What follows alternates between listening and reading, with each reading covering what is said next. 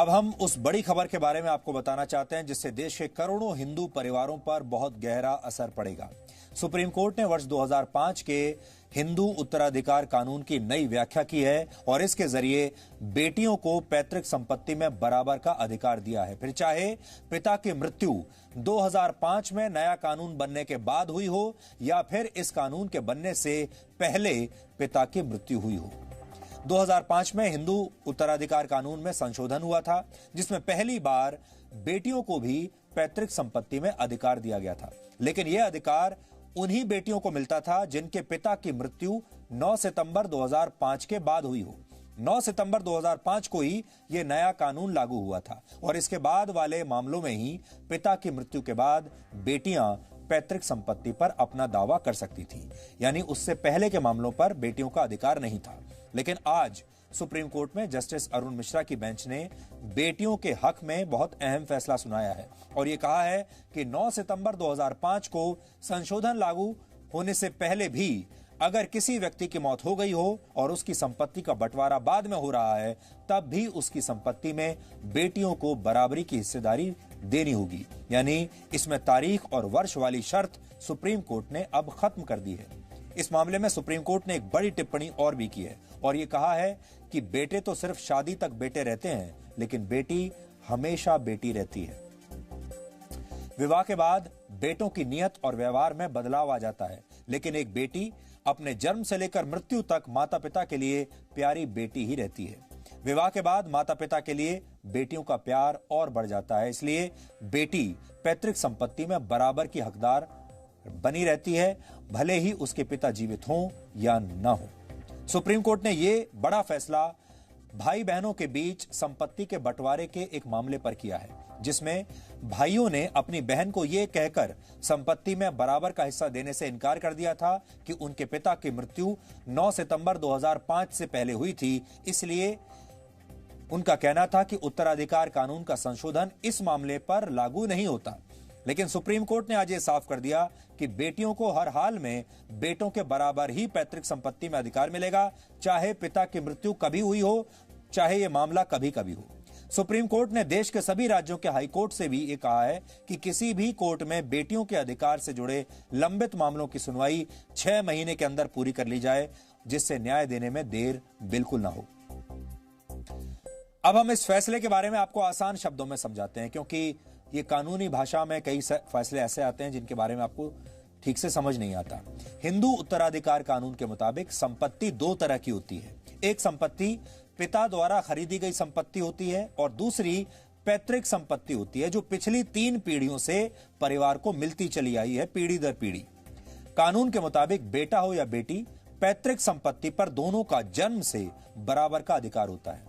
इस तरह की संपत्ति को कोई भी पिता अपने मन से किसी को नहीं दे सकता, यानी किसी एक के नाम पर वसीयत नहीं कर सकता और ना ही बेटी को उसका हिस्सा देने से वंचित रख सकता है। अगर पिता ने कोई संपत्ति खुद अपनी आय से खरीदी है, यहां ध्यान देने वाली बात यह है, अगर पैतृक संपत्ति नहीं है और पिता ने यह संपत्ति खुद अपनी आय से खरीदी है, तो उसे अपनी इच्छा से किसी को भी यह संपत्ति देने का पूरा अधिकार है। लेकिन इस पर भी उसके बेटे और बेटी इस आधार पर आपत्ति कर सकते हैं अगर उन्हें यह लगे कि पिता अनैतिक तरीके से यह संपत्ति किसी को देने की कोशिश कर रहा है। अगर पिता की मौत हो गई है और उसने खुद अर्जित संपत्ति की वसीयत मृत्यु से पहले नहीं बनाई थी, तो ऐसी स्थिति में उसकी संपत्ति उसके बेटे और बेटियों में बराबर बांटी जाएगी। अभी तक जो कानून था उसके मुताबिक 9 सितंबर 2005 के बाद पिता की मृत्यु होने पर ही बहन को भाई के बराबर पिता की संपत्ति में हिस्सा मिलता था, लेकिन आज के फैसले के बाद 9 सितंबर 2005 से पहले भी अगर पिता की मृत्यु हुई है तो उस संपत्ति में भी बहन को भाई के बराबर ही हिस्सा मिलेगा।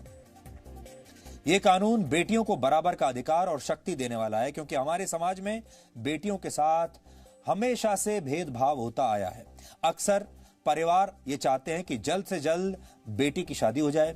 शादी के लिए दूसरे पक्ष से दहेज का दबाव होता है और इन दोनों पक्षों के बीच में अक्सर बेटियां फंस जाती हैं और बहुत सारे लोग तो अपनी बेटियों को यह कह देते हैं कि आपका जो पैतृक संपत्ति में हिस्सा था वो हमने आपकी शादी में खर्च कर दिया, आपके दहेज में हमने वो पैसा लगा दिया, इसलिए अब आपका कोई हिस्सा नहीं बनता।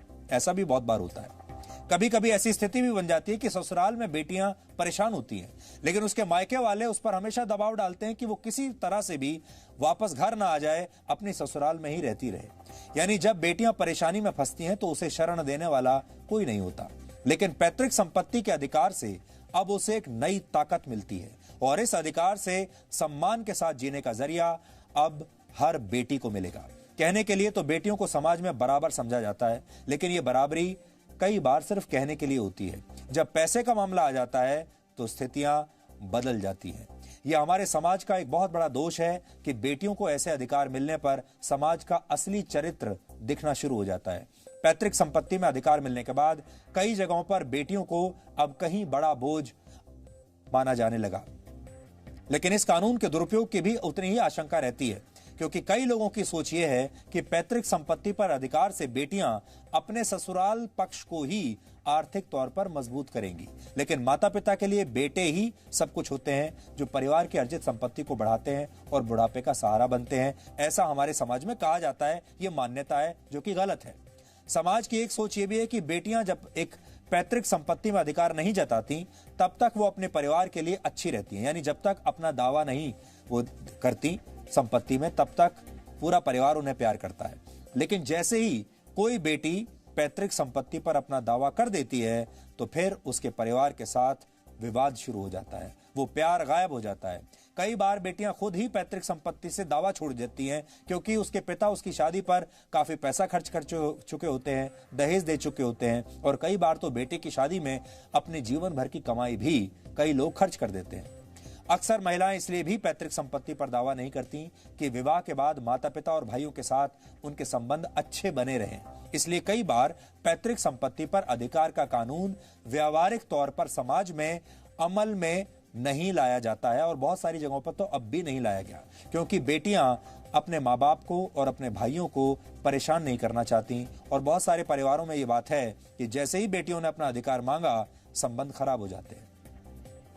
बहुत सारे लोग ये भी सवाल उठा रहे हैं कि पैतृक संपत्ति में बराबरी के अधिकार का कानून सिर्फ एक धर्म के लोगों पर क्यों लागू है। देश के सभी परिवारों पर यह कानून लागू होना चाहिए, जिससे देश की सभी महिलाओं को यह अधिकार मिले।